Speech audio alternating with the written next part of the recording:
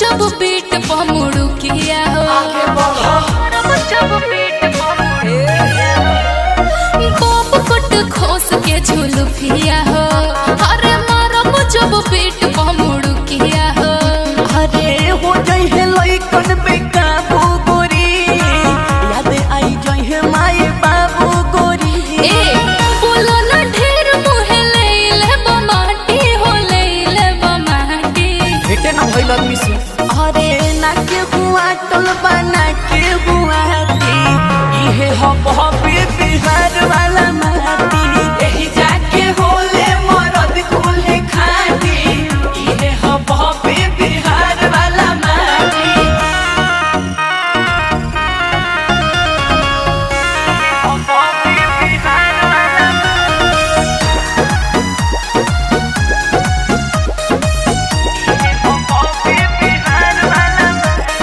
काहे के करेला बकवास बाबू अतना तो कुछ नहीं के खास बाबू अतना तो कुछ नहीं के खास बाबू सुनो काहे के करेला बकवास बाबू अरे अतना तो कुछ नहीं के खास बाबू अरे जे रोग जाला न दावा से भागला बिहार वाला हवा से पवन बिहारी बच्चो बनो नया बाटी हो बनो नया बाटी अरे ना के हुआ टल बना के हुआ ती इहे हो